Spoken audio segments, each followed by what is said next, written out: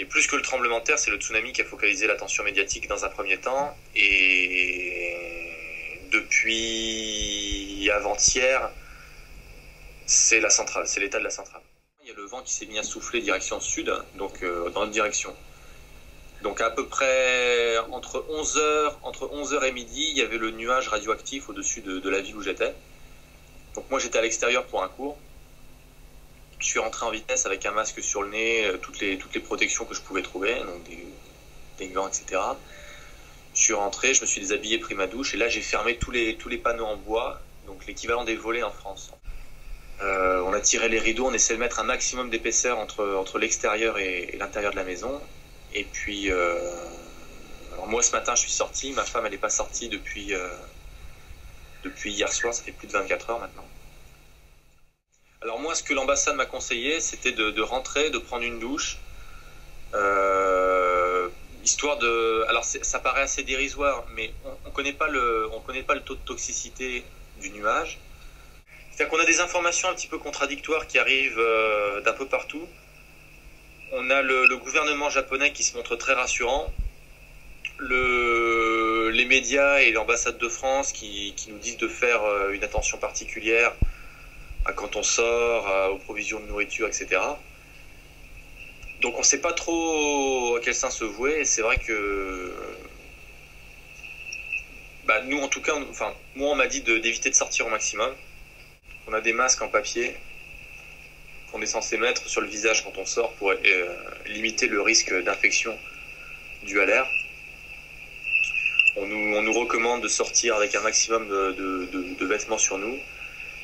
Mais encore une fois, tout ça, c'est plus l'ambassade qui communique et qui nous donne les consignes de sécurité que le gouvernement. La première chose qu'on a commencé à faire, c'est retirer de l'argent liquide.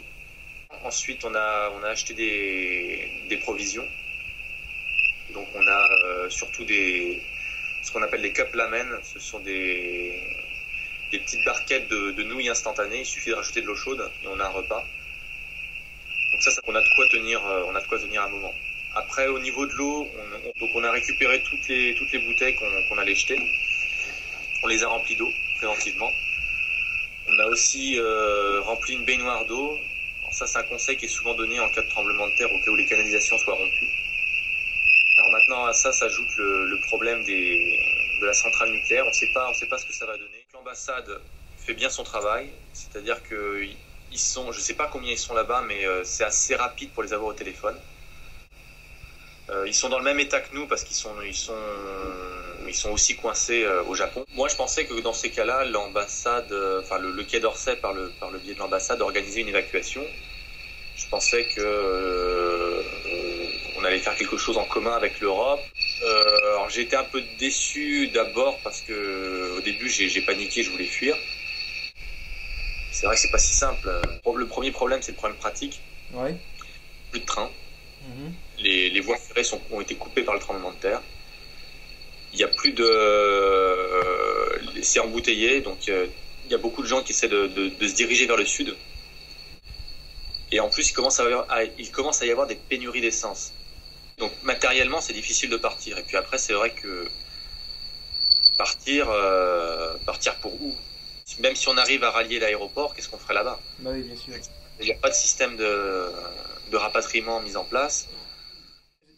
Vous êtes en contact, votre père a fait d'Anjou, vous êtes en contact régulier avec vos proches ici? Oui, je leur téléphone plusieurs fois par jour. Donc ils vivent ça comment vous avez l'air plutôt serein à vous voir à la caméra. Eux forcément ils s'inquiètent, c'est-à-dire que en plus nous on a quand même les informations qui viennent du gouvernement japonais. Alors on ne sait pas si c'est vraiment fiable ou pas, mais ils essaient de se montrer rassurants.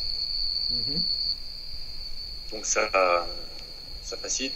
Quand on voit les médias français, l'accent est plus mis sur la catastrophe. Donc on voit que les images des villes dévastées.